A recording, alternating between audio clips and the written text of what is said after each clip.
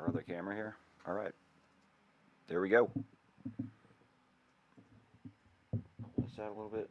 I don't know why this still has low end, but here we go. This is Mod City Live. I'm Joe, I'm Victor.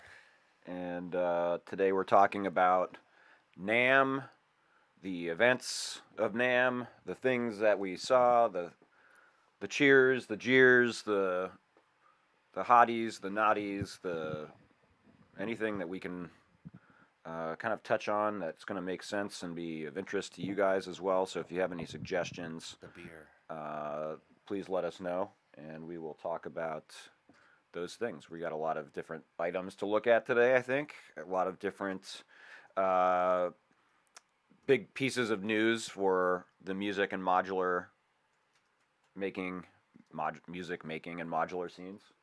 That sounds a little closer to what we're aiming for here.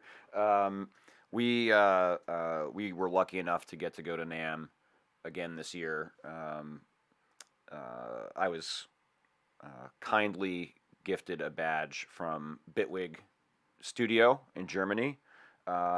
Victor was gifted a badge from Sensel. Yep. Thank you. So we wanted to give a big shout out to Sensel Music and to Bitwig Studio. We've both kind of been in touch with those companies for a while. They're some of our colleagues and friends in the music tech industry. Really nice people, really genuine and amazing people who are making innovative, mind blowing stuff. So please give them a little bit of a viewing if you can. Really interesting stuff coming from Bitwig. We've got Bitwig coming in doing guest workshops this week all over LA. They're doing one Wednesday at Perfect Circuit Audio. Um, we've got them coming into one of the schools I work at, Musicians Institute, later this week. So really excited to have those guys in town, those guys and girls in town. They're really amazing people. And we ran into Peter Nybor from Sensel and Livid Instruments, and we ran into him on Thursday night at the SoCal Synth Society um, event in Fullerton, California. That was happening. It was a really great event. Maybe we could aim this over this way a little bit. Yeah, we had Travarsi on, of course, a couple of weeks ago. I'm going to try to keep this mic at a sensible distance so everyone can hear me and I'm not exploding through the speakers.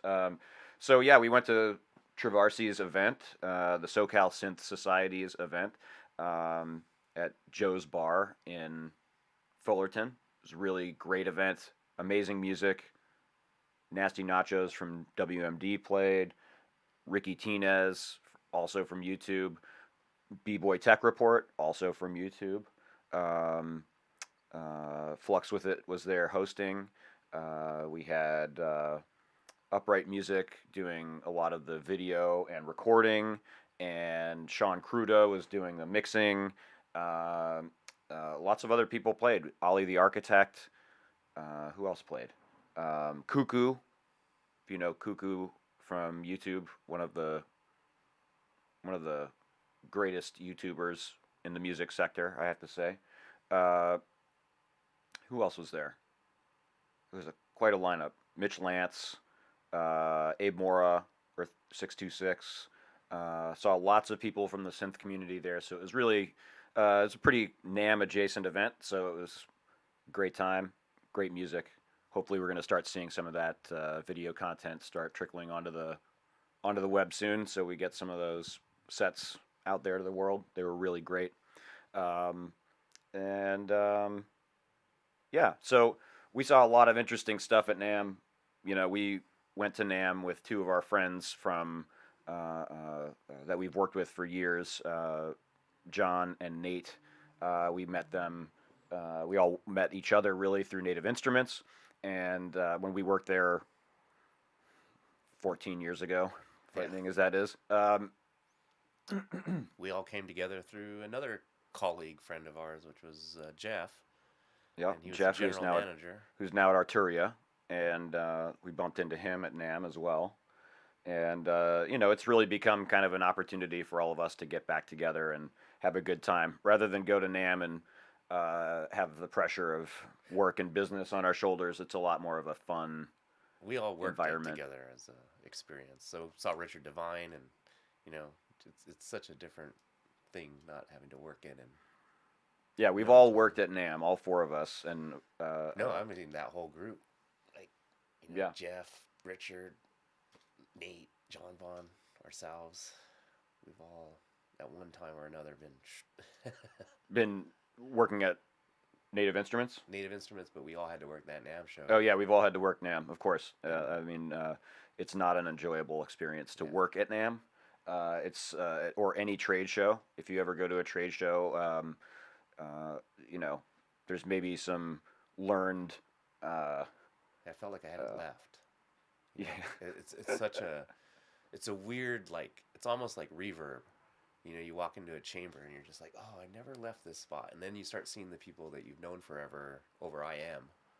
yeah, and it's seemingly the same every time. The Yeah. companies shuffle locations around a little bit. You have to get your bearings, but um, it's a great opportunity to see people that you know from the sector. And if anyone out there is trying to get into NAM, I believe Sunday is a day when you can go if you buy a pass. They do have some discounted passes. Some companies have been giving some away or selling their leftover tickets. So there might still be an opportunity to get in It was a this fun one weekend. this year. I thought, it didn't seem as like crazy hectic as last year was too packed.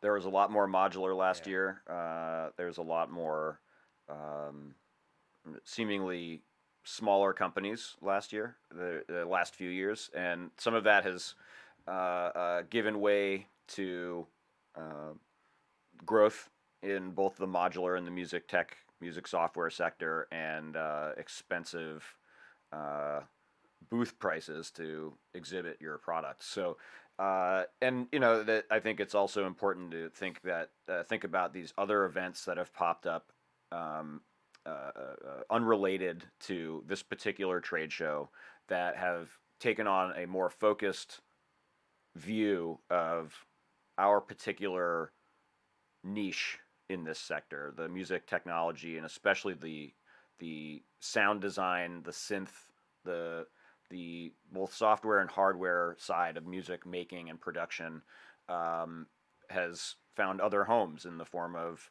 Superbooth, for instance, in Berlin, KnobCon in Chicago, Synthplex. There are a few. There's a growing number, really, of regional and global events for synthesis and the synth makers, and they're maybe more friendly to people of our persuasion. They have workshops, they have music events, maybe more focused on what electronic musicians are doing, as opposed to almost literally anything involved in the music industry, from stage lighting and video projection to fog machines to music manuscript paper printers, and anything. To the wood to make your Yeah, cases or yeah, there were guitars. literally lumber companies who display at NAMM to catch the eye of guitar makers and other instrument makers. So it's really every permutation of anything involved in the music industry, ultimately. And yeah, it's a different thing. Hey there in the chat room, give us some feedback. What do you hear? Are we too loud? Are we too soft? Have you guys heard of any announcements, any new products at NAMM that, or not at NAMM, that have blown you away and we should look at? We've got a list of things here that we're gonna take a couple of glances at, but if you guys have anything in particular, we'd love to look at that as well. And we have the freedom to do that.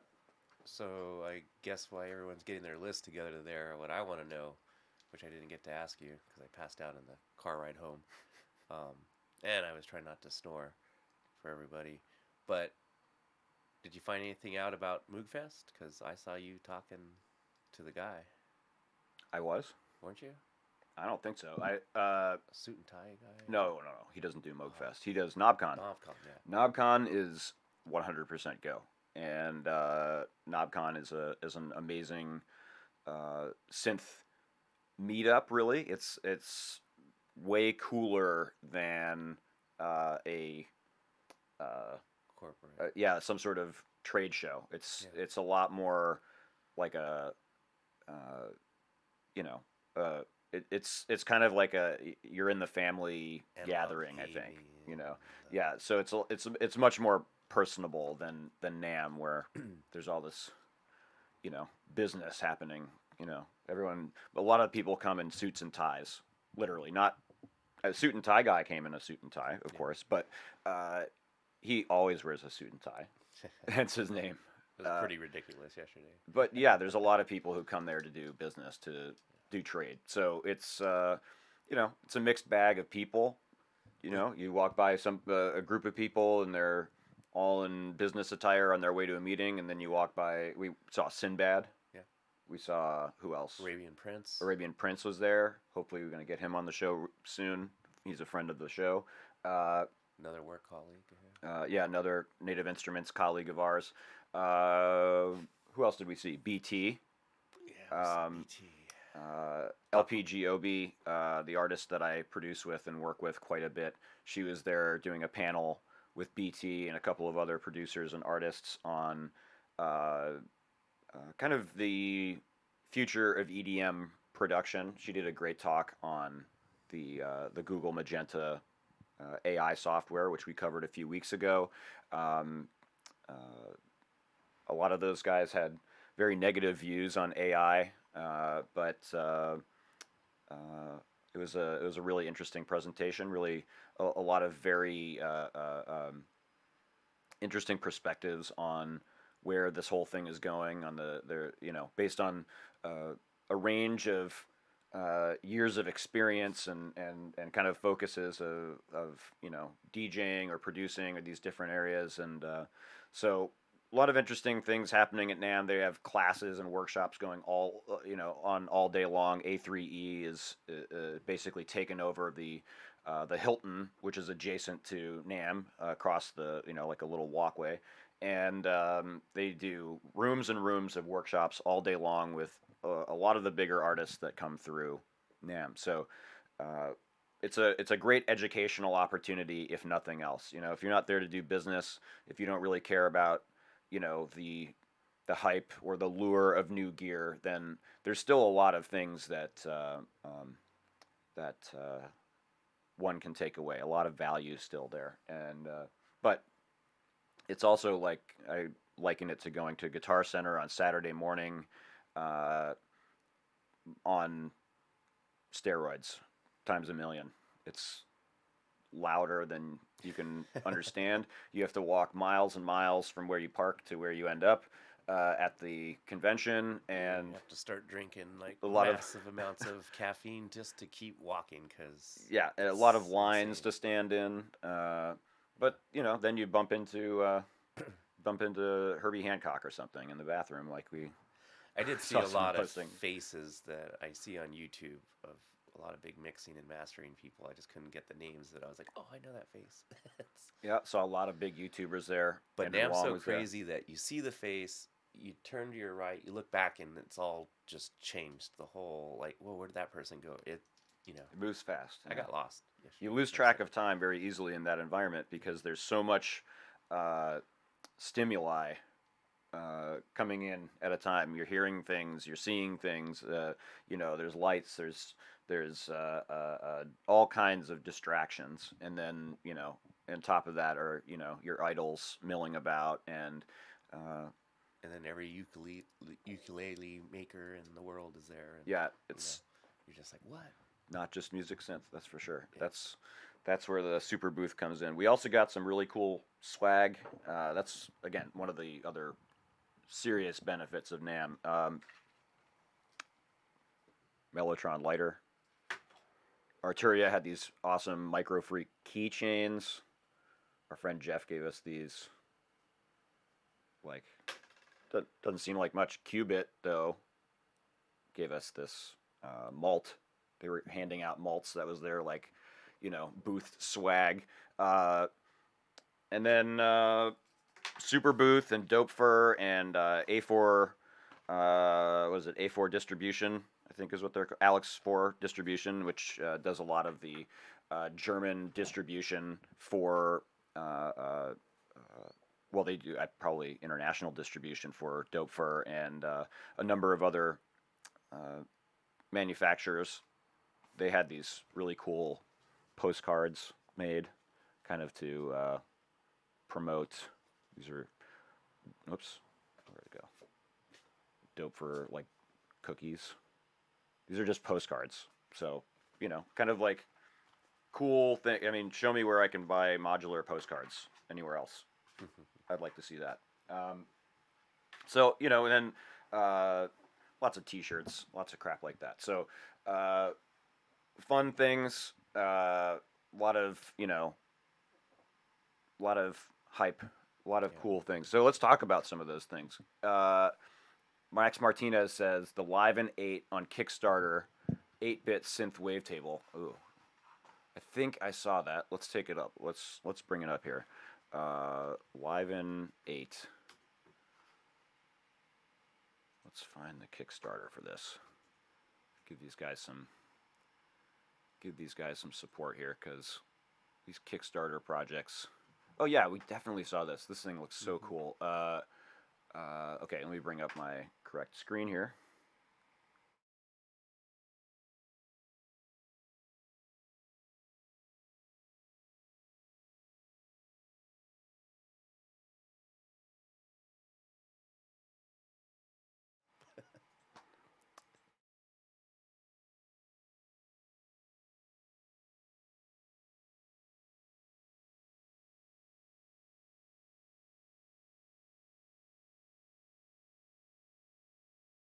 Show.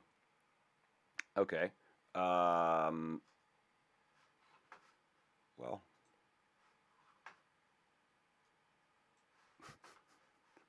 insane. Let's see here.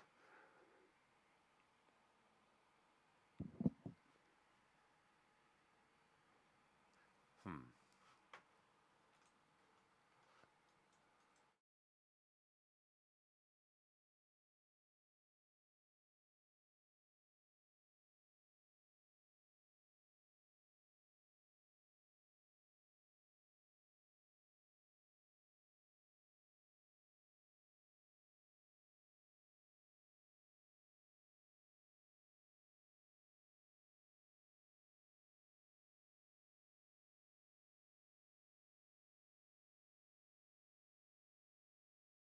And I was like, yeah, they're not going anywhere.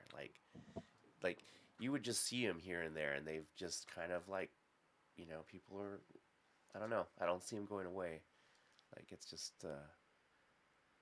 It was definitely different than even last year. It's like you might have even said Eurorack last year, and people still would be like, "What are you talking about?" But I feel like now it's just seeping through everywhere. And it's kind of neat. Yep, it's The System 500 series is also blowing up, and together, just what a neat time. I'm just, it's like a playground out there right now. yeah. It's going to be a strange year for Eurorack with Behringer getting involved Yeah. and all this stuff. The Jin in the chat says the 4MS ensemble, the ensemble oscillator, was the only thing that got his attention, and I would have to say that looks like a truly amazing module. The uh, yeah, the ensemble oscillator from 4MS. Let's They had an awesome sticker. Yeah, black. yeah. So I think we're kind of screwed on this screen sharing thing. Really like disturbed by this. The ensemble oscillator conveniently coming out on 420, 2020, April 20th. 16 oscillator Wow. synthesizer, an additive sine wave oscillator synth, it seems. Maybe it can do other wave shapes as well. I think it has like some very complex phase distortion and wave distortion tools built in. So you start with sine waves, but very quickly you start going outside of that sine wave world once you start distorting those waves, and that's where the tonal complexity and interesting character, I think, build. Cross FM, cross modulation, effectively, where these oscillators are modulating each other. It's got user programmable tunings of those oscillators. That's one of the big functions of this ensemble oscillator, is that it's going to have different tuning relationships between those 16 oscillators, which, if you put them in a certain distribution of frequencies, you're going to get a very different shape, a perceived shape that's going to be different from those 16 sine waves. Let's at least paste this instruction or this detail into the chat here. I feel like we're going to have to restart this stream in a minute here because this is really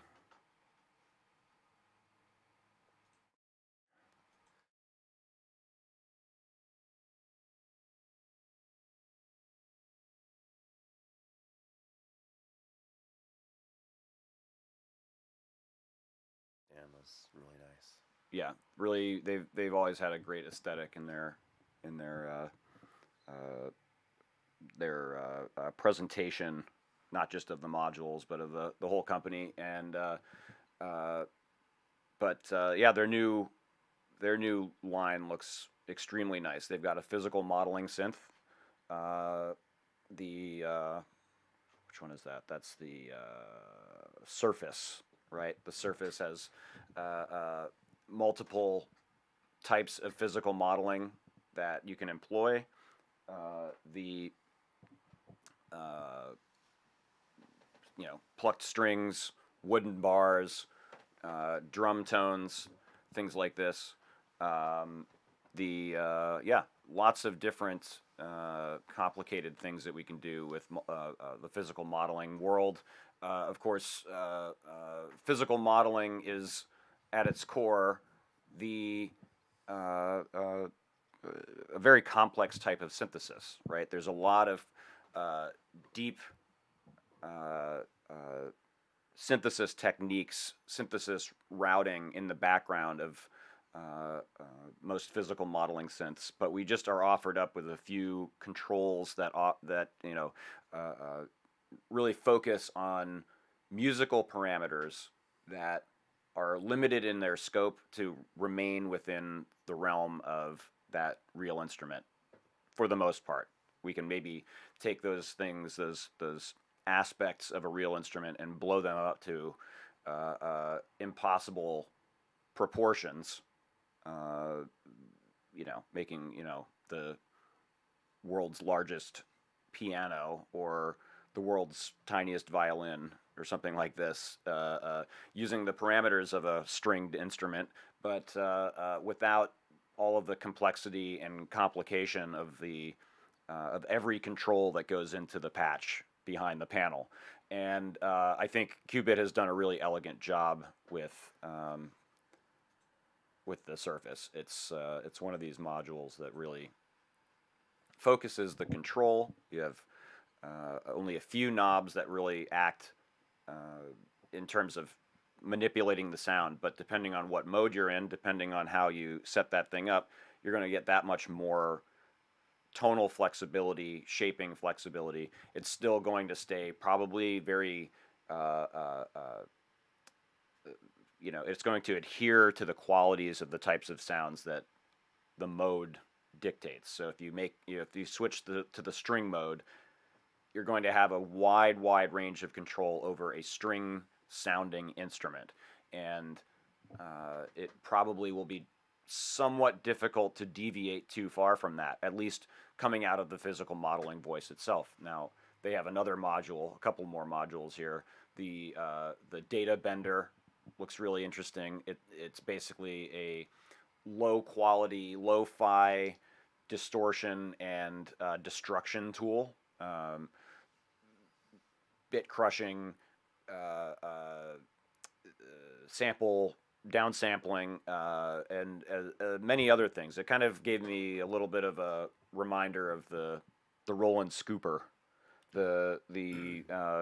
Roland has their scatter effect, which is kind of like a multi effect of chopping and screwing type of audio mangling, and it's got a lot of those characteristics, but maybe taking it into a different realm, a different area of functionality. Really interesting device there, that data bender. And they also introduced a retriggerable envelope, and the Aurora, which is their reverb, their take on a really cool reverb, very complex reverb, not really going to be your common reverb functions. You're not, I think, going to see a pre-delay on there. At least these things aren't really labeled as such. There's a warp and a reflection and an atmosphere control and a blur knob. And these aren't necessarily our common functions for a reverb effect. And this really kind of gets back to that Qubit style of doing things. They do it a little bit different. They do it a little bit interesting. They add some color and character and personality to their modules that are not just straight a vanilla reverb or something like this. So, and they have I think, a very strong history of putting out forward-thinking modules. The Nebula is one of those modules that people still obsess over. So, yeah, I think just to touch on some of the things that you guys are saying in the comments here, especially if you want to get some good on-site demos, I would check out Sonic State. Perfect Circuit's been going around the last couple of days. You might want to go and check out their YouTube. Who else? B-Boy Tech Report's been going around, getting some interviews and demos. Synth Anatomy is usually out there. It's one thing to get some visual, video content at the trade show. It's kind of very difficult for the, I think, the product makers sometimes to demonstrate the things that they need to get across to the customer in a 5-minute, super fast, interview. And the people doing most of those videos have a lot of things to see, so they can't spend much time, really focusing on each one of these different devices. It's just an unideal It's a madhouse atmosphere for those types of things. Yeah, and it's a high pressure situation as well, because you could be doing an interview and then up comes some, big artist who you need to impress, or somebody who you want to impress, or there could be, these poor people have to stand around for 9-10 hours a day, and it's really draining. You also lose your voice pretty quickly. You get used to talking to somebody that you know really well, and then they see the person coming that they have a meeting with, and then they tell you right in the conversation as fast as, I have a meeting with this guy real quick, so I'll be right, and boom, they're instantly things happen another fast. flow, Yeah, but the there's also NAMM sickness, which after 2 days after doing the SoCal Synth event, which was really loud, we had to, if you want to talk to your friends, you have to talk kind of loud, and NAMM, which is even louder, you start to lose a little bit of your voice. But the there's also what has come to be called NAMM thrax. The very infamous NAMM thrax, which is essentially the sick that Comes from travels around NAMM. internationally, right? I Yeah, it think. comes from, people are coming from literally all over the world, and traveling on planes for sometimes tens of hours, and uh, with them sometimes comes some illness. Somebody's going to bring something in. Somebody's patient zero. That's always the discussion at NAMM. Who's going to be patient zero for the NAMM thrax? And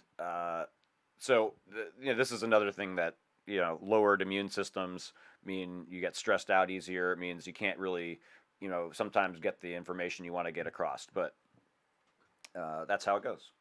Uh, I would have to agree with you, Brennan Fowler, in the comments here.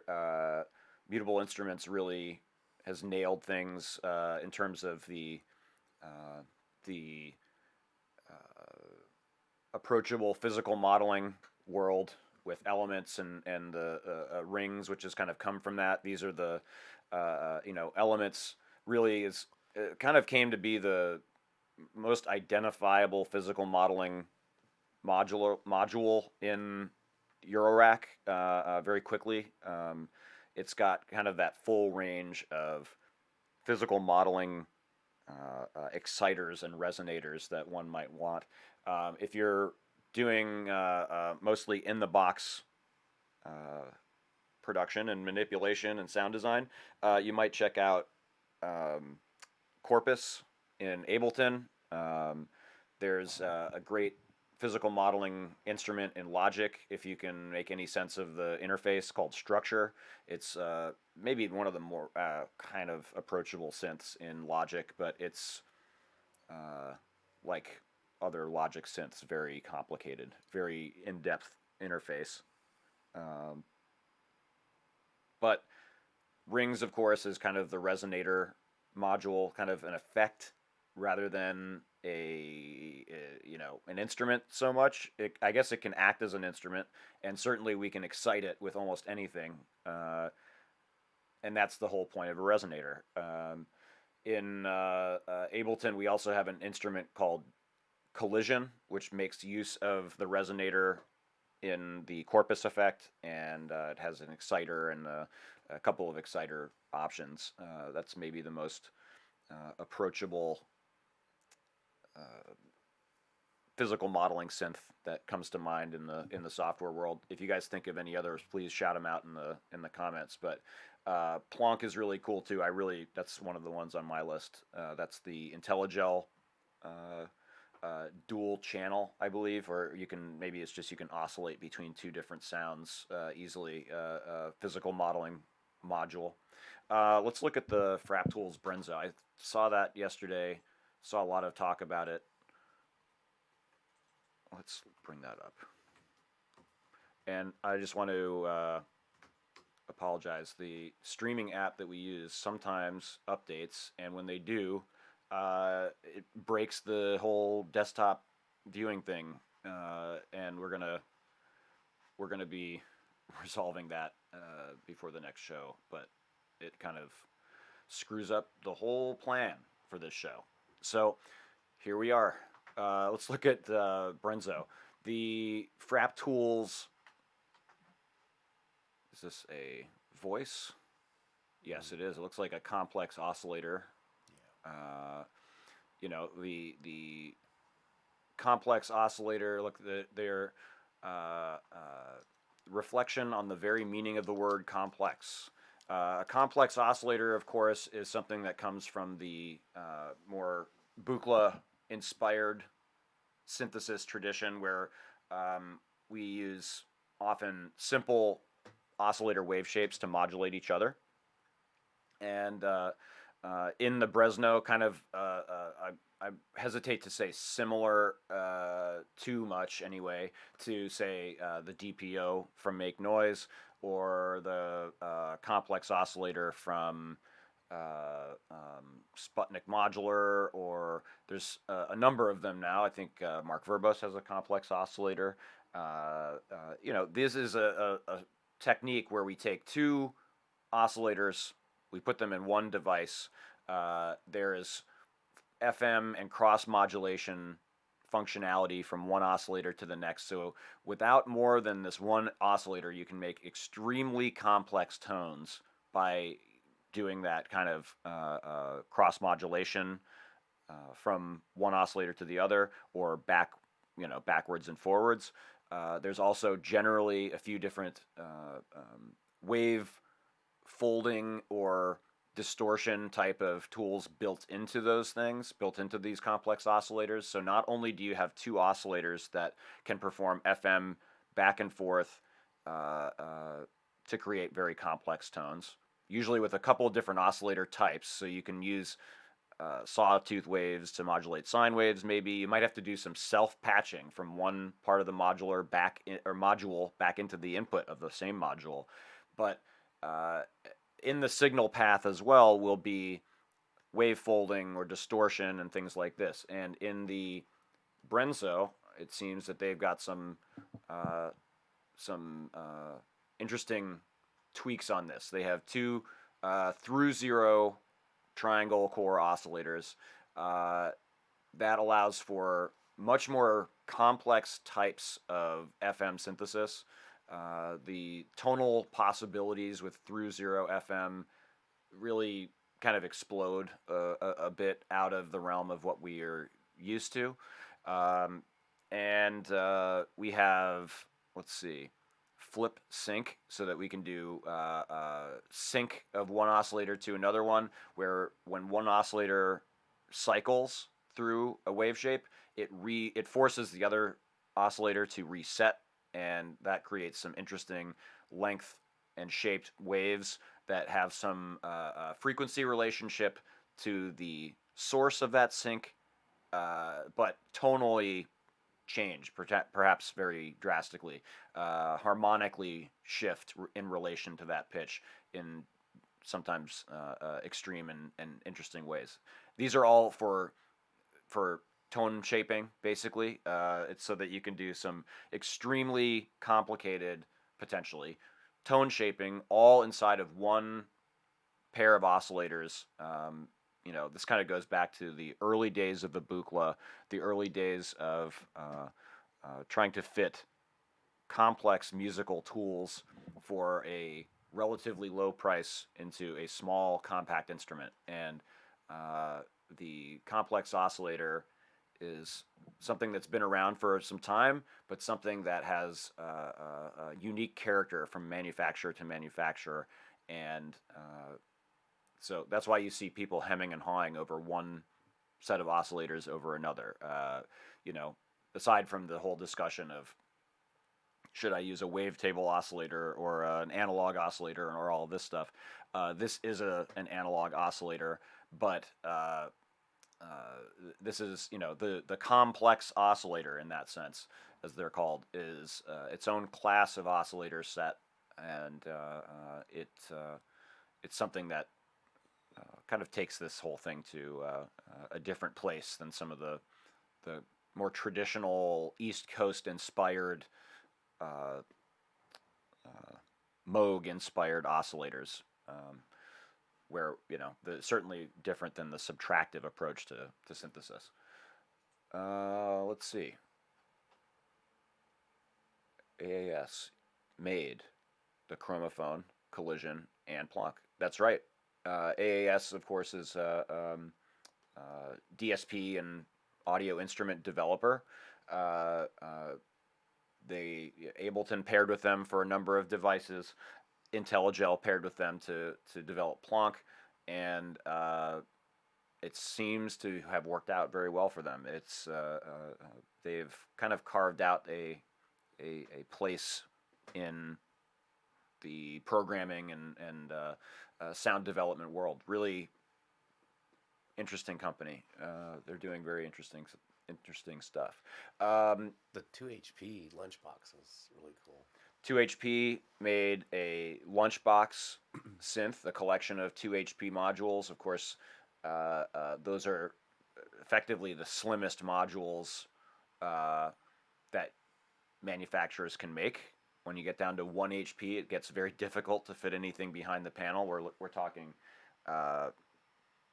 mine's screwed in right now, but we're talking, 5 millimeters in width, so you can't really fit a printed circuit board behind a 1 HP panel. You could use it to fill in space on your rack, perhaps, but 2HP has been making a wide variety of kind of uh, bread and butter synth modules, envelopes, VCAs, simple oscillators, effects. We did a video with their freeze module a couple years back, a really cool chopping and slicing module.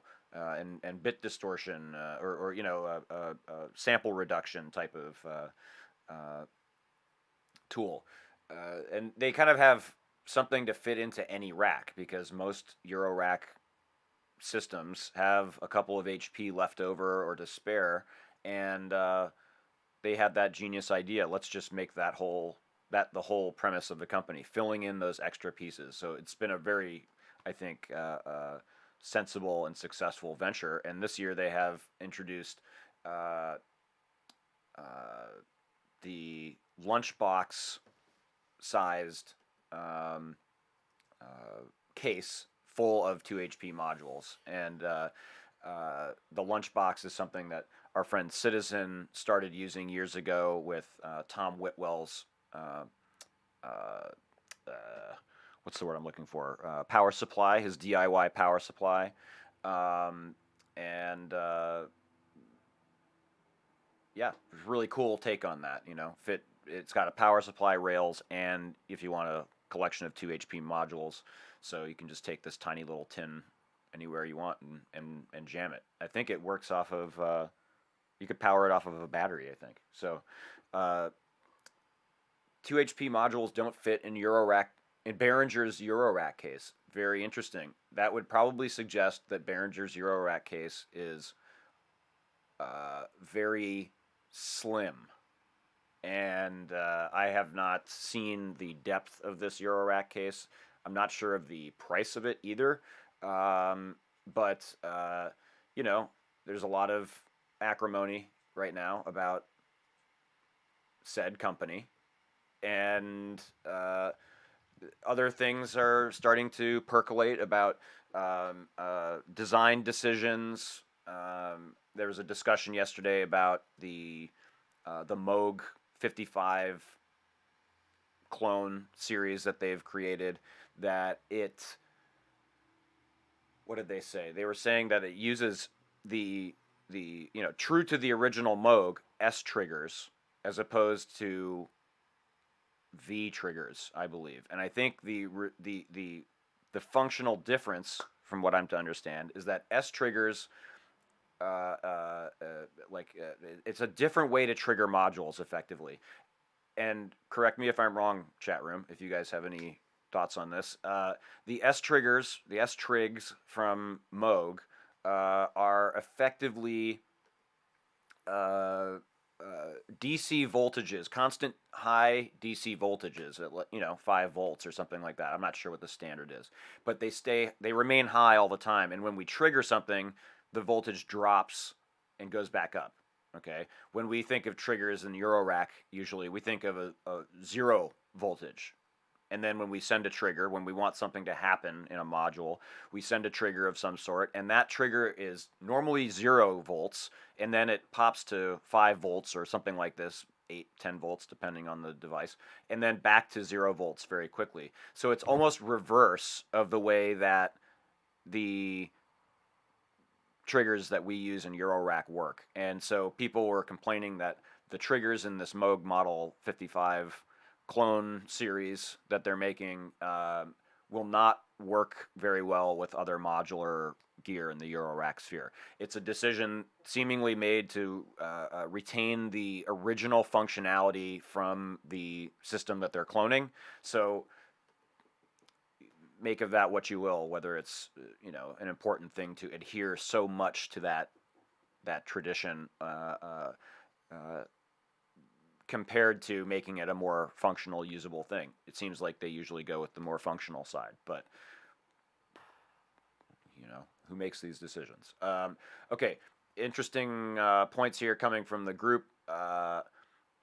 thanks, Mac Mister, for coming on in here and for mentioning the conversation I had with Darwin Gross last week on the Art, Music, and Technology podcast. I would uh, uh, just direct you all to the Art, Music, and Technology podcast that Darwin Gross from Cycling 74 does every Sunday. He's done over 300 episodes, and it's an incredible podcast.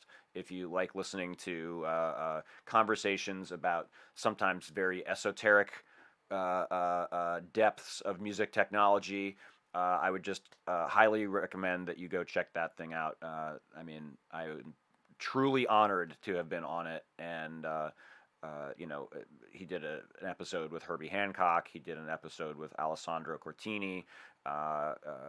Some friends of the show have been on that show as well. You know, a lot of Eurorack manufacturers and synth world luminaries are interviewed on that show. So I was, you know, just very, very happy to be asked to be on there, and I would just direct everybody back to that.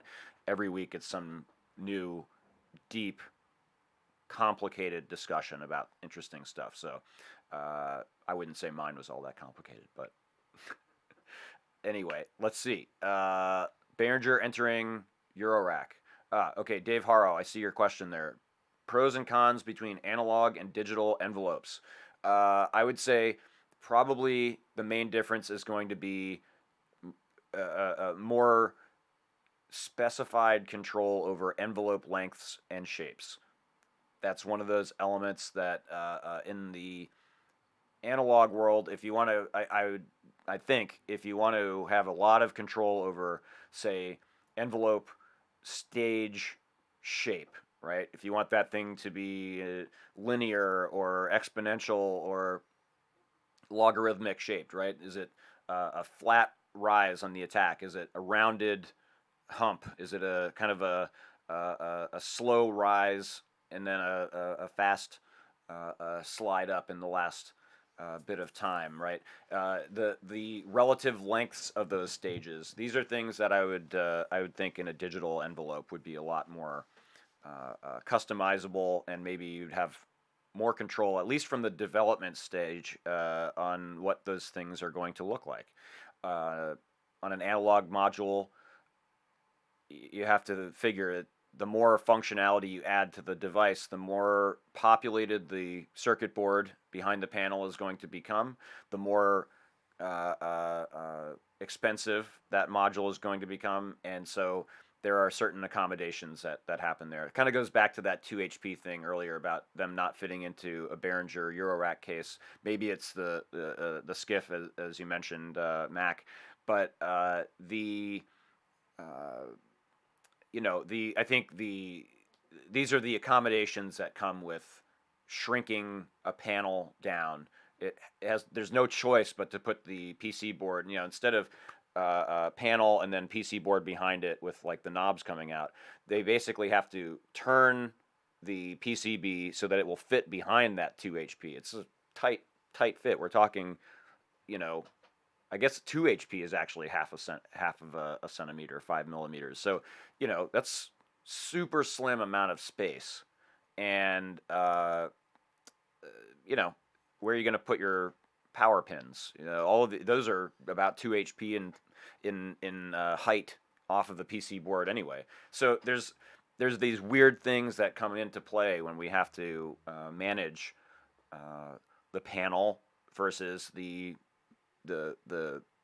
you know, the material doing the actual work behind the panel, and 2 HP has to ride that edge very carefully, right? So yeah, and the 2 HP lunchbox is nice and deep. The nice thing about a lunchbox case also is that, you know, the rails, the placement of the rails leaves a little bit of extra space on the top and bottom, so that you can have that room for the bottom of the module where they have the power pins, right? That's one of the accommodations that they made to make this work. So these are just some of the maybe unpredictable difficulties for people who haven't done a lot of manufacturing, and I'm not I'm not one of those people. I don't know what the all the ins and outs are. I'm speculating largely based on what I know from other manufacturers and a little bit of deductive reasoning, which when we're buying stuff and we want things, we aren't always the most reasonable. We want things our way, understandably. Um, what else is going on here in this chat? The you know, hopefully that was helpful about the analog to digital envelopes. I think once we get into the code world, we can make things a lot more customizable. If you look at ornament and crime, for instance, in peaked mode, which is the envelope generating uh, uh, Euclidean rhythm based segment of the ornament and crime. There are some extremely complex envelopes in that section. We have every type of envelope that you can think of is available in some sort of shape. Even envelopes that have you may have never heard of, DAD SR envelopes, and all these really weird combinations of stages, and uh, that would all be very difficult to pull off in any kind of analog environment. Uh, so there might be other problems that come with that. With a digital envelope, if you have a really long envelope shape, like a really long attack phase of your envelope, I mean really long, right? 20 seconds, 30 seconds, 60 seconds, or maybe way longer than that even. You might hear digital effects. Let's say, for instance, let's send an envelope to control the pitch of an oscillator, and we extend that attack time way, way out.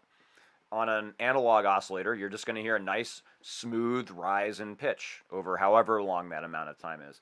In a digital oscillator, depending on the sample rate and the bit depth of the digital audio converter, right? All the effectively the analog, or not the analog, the audio interface built into that digital module, depending on its detail, the and its the type of the amount of the range of bits, especially in every sample in that particular audio interface, that particular digital to analog converter, we might get weird stepping where we would want a smooth, long, smooth attack time. We might get weird, especially at long times. We might notice that, like, it'll be static for a while, and then all of a sudden it'll notch up, and then all of a sudden it'll notch up again. This is maybe a potential problem with digital envelopes, but there's also probably some smoothing that could be done, and with some circuitry after that digital analog converter. This is where it starts to get a little bit more into the manufacturing and the electrical engineering side of things, which I'm not as adept on. But maybe would be a good question to ask one of our modular maker guests in the near future. So shout out to Eli from Mystic Circuits. We got to hang out with him on Thursday. If you guys saw our show a couple of weeks ago with Eli from Mystic Circuits, you might have seen our his tease of his new iDum drum rhythm module, and he was discussing some of the tweaks that he wanted to put on that thing, and he showed me a picture at SoCal Synth Society. That's all I'll say in depth about that. I'll just say it looked slamming cool, and I can't wait till that module comes out. I think it's going to be a really popular thing. So can't wait to see that. Brooklyn Synth Expo. Big shout out to the Brooklyn synth scene, the New York and New England synth scene. Max Martinez just mentioning the Brooklyn Synth Expo. Let's see. Erica Synth Bassline looked like a really cool hardware synth. That's like a self-contained synth, I believe. That's always nice to see. Oh, he'll. Okay, good shout out right there, Eli. Important to note that around NAMM, I think we mentioned this last week, lots of really cool stuff happens in LA. Now, this is the week between, uh, uh, the way that it got scheduled. CES was last week, NAMM is this week, the Grammys are the following week. CES was in Vegas, so, whatever. The, in LA, though, in these 2 weeks, NAMM and Grammys, there's like everyone in the music industry is coming to LA for something or another. And so, uh, and the manufacturers, the people who are uh, making these things, who want to sell these things, who want to show these things off, and win over uh, um, customers and friends and all of these things. Um, they come to LA to not just go to NAMM, but maybe to take a vacation. And then in the last many years, especially the last few years, a number of tangentially connected events have been cropping up. Perfect Circuit, the synth store up in Burbank, California. You guys have probably heard of them. They've got events Monday, Tuesday, and Wednesday next week. Monday is going to be kind of like a mini synth fest. There's going to be 10 or 12 different synth manufacturers, including Moog, Erica Synths. I think I saw Frap Tools on there. A lot of great ones.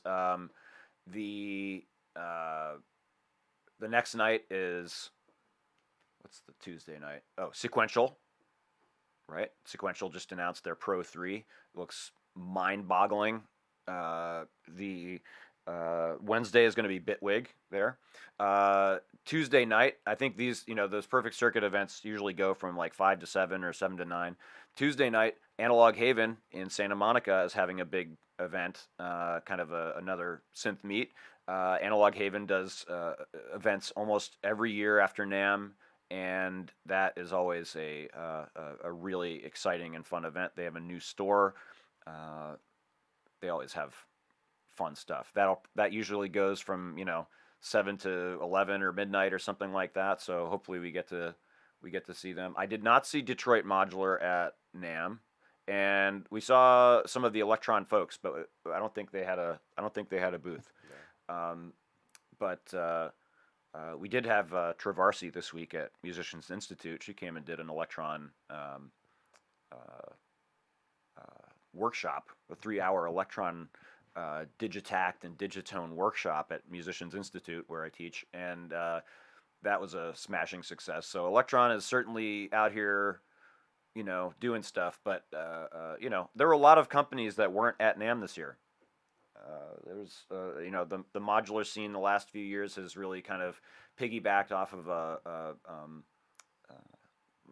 one large booth that WMD would buy, and I think a lot of those have, uh, uh, it's extremely expensive, even if you're piggybacking or combining or putting together the money to make a booth. Yeah, Behringer didn't have a booth. They probably had the most to announce, and they didn't have a booth. They do have like an office or headquarters or showroom or something up in the valley north of LA, kind of the opposite direction to Anaheim. So they usually do events up there. Thanks, Max Travarsi did kill it on the show. She is always just a killer. She's killer at everything she does. She did an amazing set at that SoCal Synth Society event.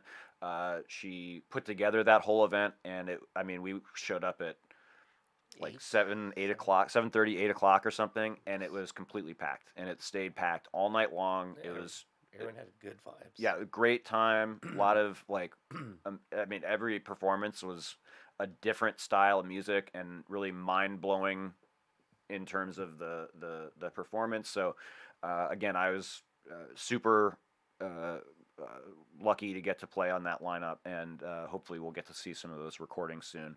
Um, yes, Dark Dog. The market is getting oversaturated. I think there are some benefits and some detractions to that, right? It it benefits, I think, everybody when there's inexpensive entry level tools, entry points to what we're doing here, right? And I think Eurorack has really been blowing up the past few years. Yes, Dave Harrow, the Pope wears a dress, and there's a lot of Eurorack. That's kind of where it's all like clustering together these days into Eurorack, and we see counters to that a little bit with the Korg wave state, throwing back to 90s era synth technology. At the same time, they bring back the ARP 2600, which is going to a totally different decade. So there's a weird thing happening right now where anything kind of goes. The last few years, it's been very heavily in the Eurorack world. Behringer announced most of these products last year or the year before even, and only now they seem to be starting to trickle out. So the Pittsburgh Modular, that cascading delay looks really sick. I watched a couple of videos of them assembling those. They do some live streams assembling those devices. Very interesting to watch that happen. If you're into that thing, I guess. But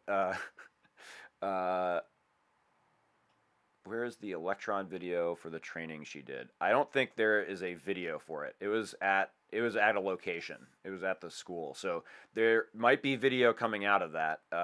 And you know what? She did one at Perfect Circuit. So I think if you're thinking of that, you might look on the Perfect Circuit YouTube page because they've been doing a lot of those types of events lately. Let's see. Where were we? What else were we going to talk about? More modular than sequential thing at PC. Yeah, definitely more modular than hardware on Monday. There will be some of those hardware type of things, but let's see. What else? The Pro 3 looks dope AF. I totally agree, Chrissy. I think it's one of those things that just makes us drool and wish for the affordable side of those things. On that point, on the side of the affordability, the cheap stuff kind of flooding into the market, I would just say the trend has been moving in that direction for a while. I got into modular after buying the Korg Volca series, like the first 3 Korg Volcas. I got those. You could probably buy those for $50 to $100 now, especially if you get them used. And they're not modular necessarily. There is a Korg Volca modular, which you could also probably get for $150 or something. I mean, that's a starting point. That's an entry point into the synth world. But $100 is $100, and if you can spend that on a module, great. But guess what? Then you're gonna have to buy a case, and then you're gonna have to buy probably something to make that whole thing communicate with your computer. And so there are these. One thing kind of turns into many things when you start going modular, and so we have to find a way that it can be affordable. The Korg OP6, very it seemed to be a tease almost. The OP6 is seemingly a 6 operator, hence the name OP6, right? A 6 operator FM synth in the tradition of the DX7. It looks kind of like the DX7. Max says it looks like it doesn't have enough controls. That's one of the downfalls of FM synthesis, right? If we look at, say, operator in Ableton, or any FM synth, FM8 is a good example. Even the Korg Volca FM, that one has tons of parameters.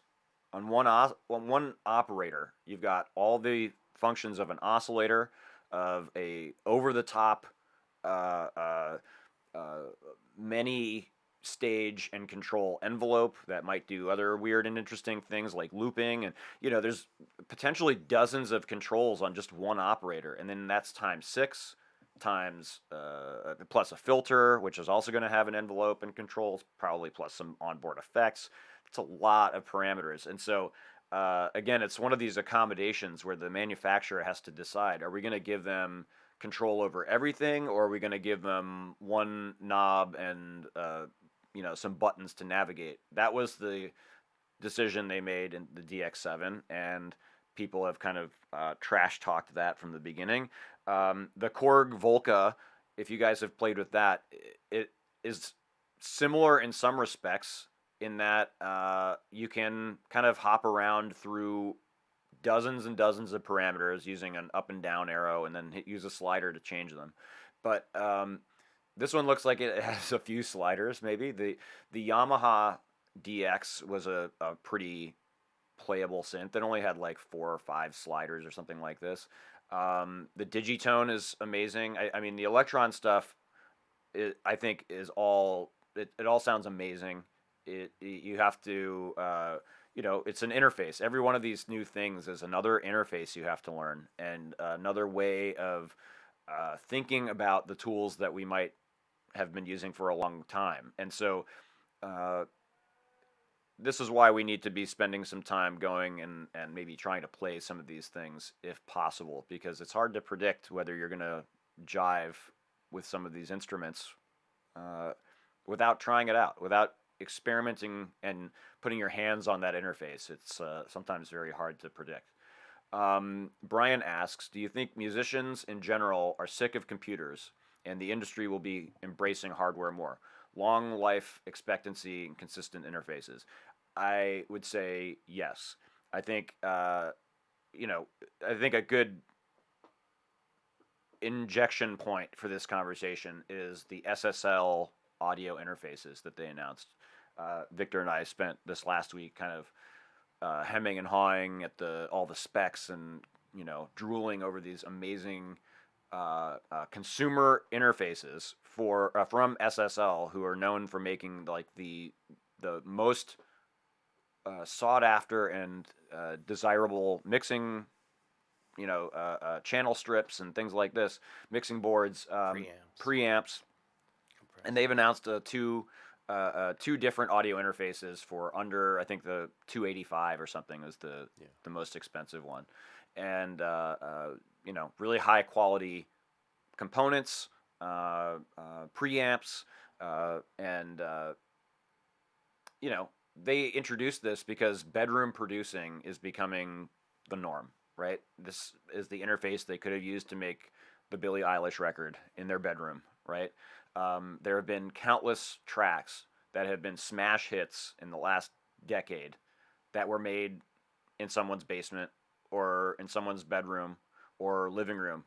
Some of the biggest producers today produce in their living room. And so that's great for them. But the rest of us have to do the same thing and go to work every day and do the things that we need to do to survive. And those things might include looking at a computer all day. So when you spent, 8 hours at your accounting job looking at Excel spreadsheets for, the last 5 years, and then you come home and you want to open up Ableton and it just shows you another spreadsheet of clip slots and it looks just like Excel, there's going to be a point of exhaustion, I think, for a lot of people, because computers are so built into our day-to-day lives. After you answer unwanted email, or even just, you come home from work and you're feeling creative, and then you open up the computer and you get a notification that ruins your whole day. You get an email from somebody, calling in a bill, or, bad news, or, whatever it might be.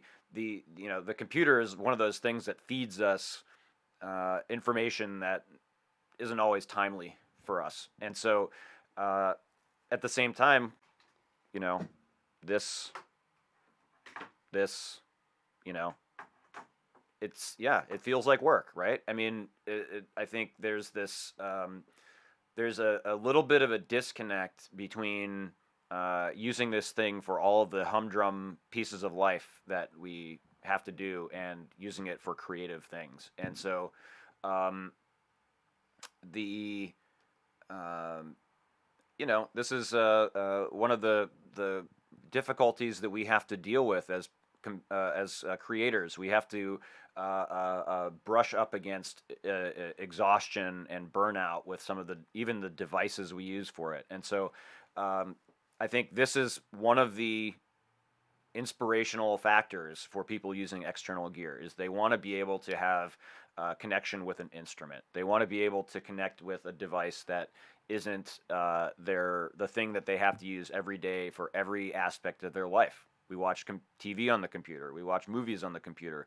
We communicate with our family on the computer. We communicate with work on the computer. There's just everything in life now is about the computer. And in 20 years ago, it seemed like a novelty, right? It seemed like an exciting change, but now it's become a thing that we have no choice whether we use this thing in a day to day life, and um, there's the other side of that. Phones are now the computer that shows up in everybody's pocket 24 hours a day, and people are making music on the phone, but what that's not very fun to me. And a lot of those tools are really drastically simplified and dumbed down to a point where you're not making much. So that's not to say that you can't do that. I've heard great tracks made on a phone, but it's not a fun interface for that. So um, I think that trend will continue because we're only going to be forced to use more and more of these devices just to live a normal life of the day. And yeah, what are those things? Um, and we also lose that ability to have an instrument as synthesists, as producers, as musicians at the core. If we don't have something that we can, it's not about things so much. It's about tools that inspire us to work and and are functional and form friendly. So I think that's a battle. I think we also have to battle gear lust and the hype that comes out of these things. But um, I will just jump in with you guys and say the MPC one looks sick. We've both been Machine users since Machine came out, since before Machine came out. Having worked at Native Instruments, we were there during the development cycle of that software. I still teach it, and I love it. I love Machine. It's a great thing. It's got its problems. One of the things that people complain about the most is that you have to use it with the computer, and the MPC one looks like a legit escape from that for a very reasonable price. What is it, $700 or something, right? But sequencing wise, I think that takes on even the Topaz at this point, right? The Torres, Yeah. the Squid. Squid. It's another device that is getting into that live performance music production space. It's in between them both. So it has 8 CV outputs, which of course could be used as gates with these kind of like you need these splitter cables basically. I think hopefully those will come with it. The built-in touchscreen interface, which is incredible to me, and it looks fantastic. Um, I saw B-Boy Tech Report was performing with the Akai Force on stage, and that thing too was a really really like striking device. Now I've never used it, Jin, so I can't speak to the firmware development, but it's in a bad state for firmware. Well, that's unfortunate to hear. That um, another thing that we as consumers have to weigh is how much do we want to rely on the software side of things, the development side of things, and we've seen with some developers they put out a product and they're seemingly 100% behind that product, and then the development falters a year or two later, and and the device stalls and kind of gets maybe not bricked, but it might be something that we have a hard time moving forward with. We might have to keep things around that will keep that device operating, like a computer with an operating system that can run supporting apps, things like this. It's a challenge. It's a real challenge sometimes. So that is the risk that we take often. Um, Wish they had specs out for or the guide for the MPC one. Yeah, I think that is if there's questions that you want answered, uh, shoot them out, or you could send them to us. I'll try to ask Akai. We might be able to get a representative from Akai. One of our other former coworkers is working for Akai, so I did not see him at the show, but I do have contact to him. So maybe we can get someone on here and talk about those things. That seems like no brainer now that I Yeah. say it. So I think we'll have to get the MPC one out and check that thing. So let's see. Digitact machine and MPC one for me, a live situation. Replace both of the. Oh, I see. Uh, Especially time stretching samples. Yeah, that would be interesting. Yeah, that's kind of one of the machine's harder points is that it's an offline time stretcher. So you can, I think you can do some online time stretching if you just change tempos, but that's not very functional. So but it will certainly be interesting now to see how the industry responds to that MPC one. The price point makes it extremely desirable. Um, CLA at the SSL booth announced their new desk, $50,000 for the bedroom producer. Good call, Dave. I have an MPC and a Squid, as the Squid does much more sequencer wise. Absolutely, Mac. I have to agree. The sequence or the Squid sequencing functionality is really cool. The chords, the the uh, the pattern manipulation. It can do random. It can do Euclidean rhythms. So I've been trying to figure that out myself. I haven't had enough time to figure that out because I'm a Euclidean rhythms nut. But yeah, some very interesting things with the Squid. Let's see, how many MIDI channels does chord and scales work via MIDI? On the MPC one, yes, I believe they do.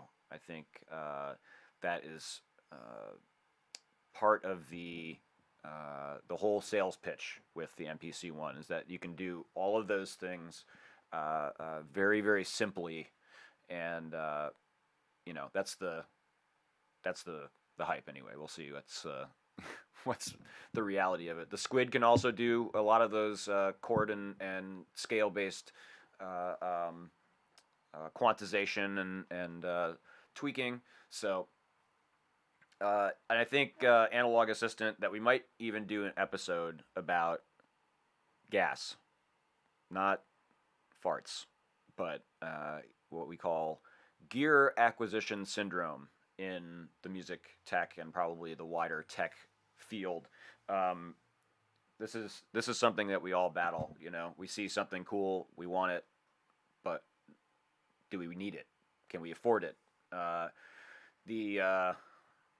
there's that Netflix show, the Marie Kondo way. Is that what it was called? Something like that. It is about kind of minimizing the clutter in your life. I haven't even seen it, so I can't really talk much about it. I don't know the name of it, but the idea that we get so caught up in the excitement, this is a lot of this just marketing. We're falling for marketing schemes for PR pitches, and that you know part of it is do an episode on farts. We're gonna bring you in on that and make you synthesize farts the whole time, Eli. Uh, Synthesize analog farts, even. Uh,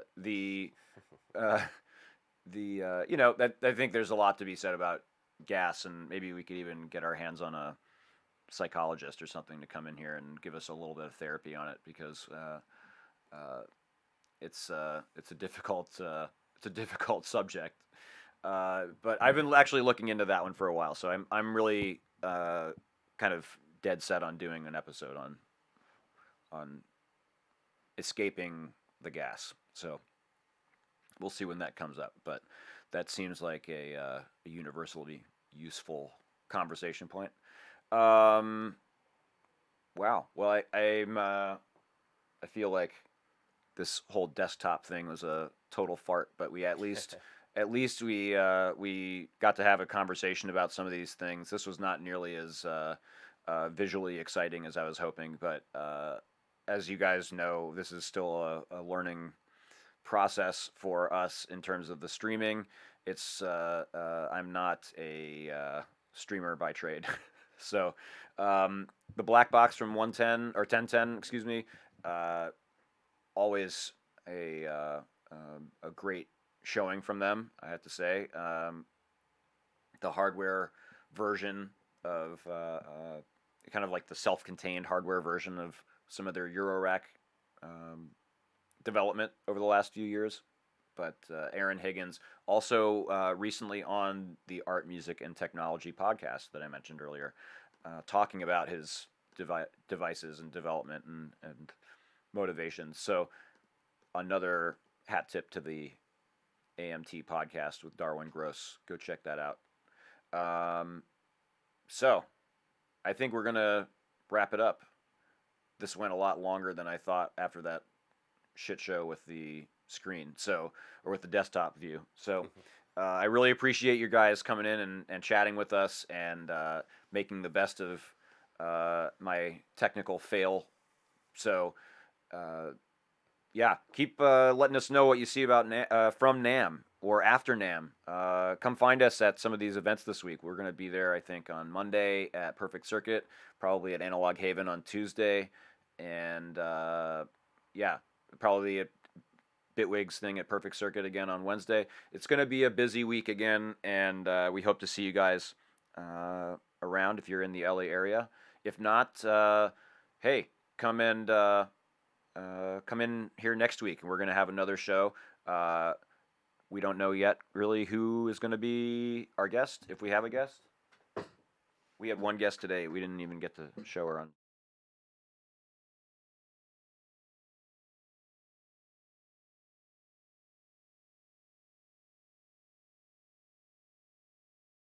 Anyway, thank you guys so much for coming through. Thanks, Brian, for coming in. I really appreciate your tuning in, and Dave, Eli from Mystic Circuits. Really happy to have you in here. Karush, thank you for coming in. Mac, thank you. Max, Analog Assistant, Dave Haro. Really appreciate you guys coming in and keeping us company and making this a lot more fun, despite uh, the desktop fail. So next week we're going to have a guest. We'll tell you who it's going to be soon. We're going to announce in the in the Twitter, Instagram, YouTube community verse when we figure that out. There's a lot of people in town, and a lot of people are unsure of their schedules yet. But we're gonna do another good one next week. We'll have all of this potential technical shit worked out. So anyway, thank you guys so much for coming in, and we'll do it again next week. All right. Like, share, and subscribe. Patch smarter, all that old VCL business that I'm always forgetting to add at the end of my videos. I got to get better at that. So, all right. See you guys next time. Have a great